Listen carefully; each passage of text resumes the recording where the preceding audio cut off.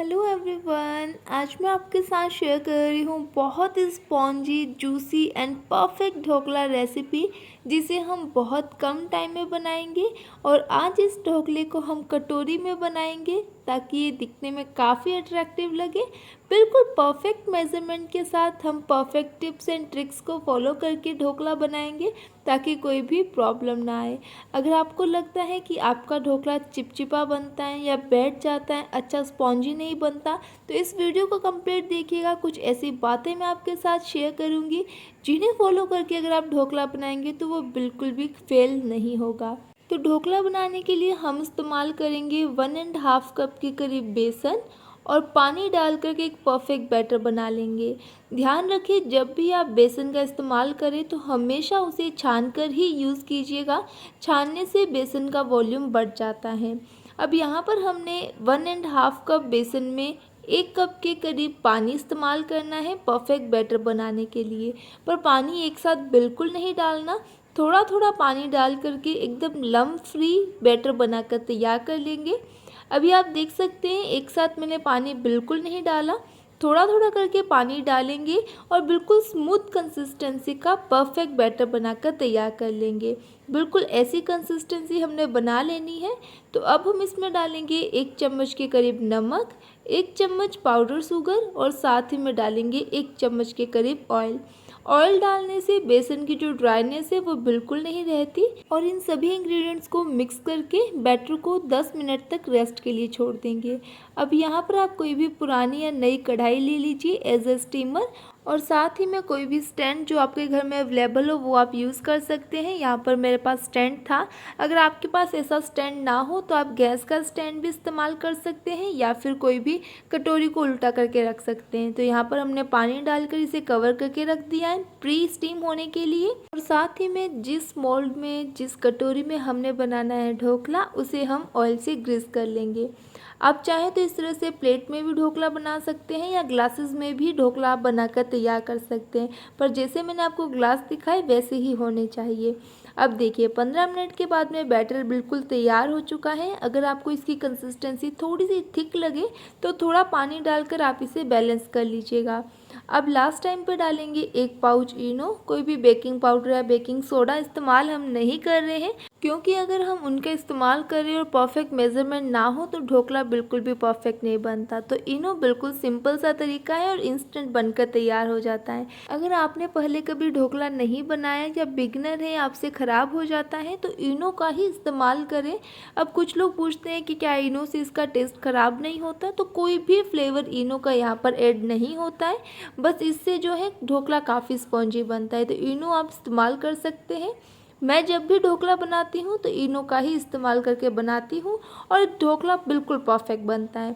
अब यहाँ पर जो कटोरी हमने ऑयल से ग्रीस करके रखी थी उसमें हम इस तरह से बैटर को ट्रांसफ़र कर देंगे। बैटर को आपने बिल्कुल भी अब छोड़ना नहीं है। इसी टाइम पे इसे हम स्टीमर में डाल करके स्टीम होने के लिए छोड़ देंगे।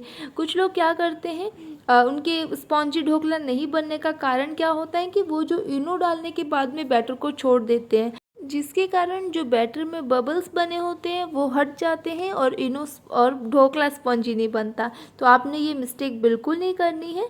अब जो हमने स्टीमर रेडी करके रखा है उसमें हम कटोरी को रख करके 10 मिनट तक बिल्कुल स्लो फ्लेम पे पकने देंगे। 10 से 15 मिनट लगते हैं पकने में। अब देखिए जब 10 से 15 मिनट हो चुके हैं, नाइफ़ डालकर हमने चेक किया और नाइफ़ बिल्कुल क्लीन निकल कर आ रहा है, यानी कि ढोकला परफेक्ट बन चुका है। और इससे बनने में कम्प्लीटली 10 मिनट लगे। अगर आपको लगे कि नहीं नाइफ़ अभी ड्राई नहीं है, थोड़ा चिपचिपा है, बैटर चिपक रहा है, तो आप इसे 5 से 7 मिनट तक और बिल्कुल स्लो फ्लेम पे पकने दीजिएगा। अब लीजिए ढोकला तो बन चुका है, तो इसे अब हम थोड़ा ठंडा होने के लिए छोड़ देंगे। अब इसे जूसी बनाने के लिए एक तड़का तैयार कर लेंगे।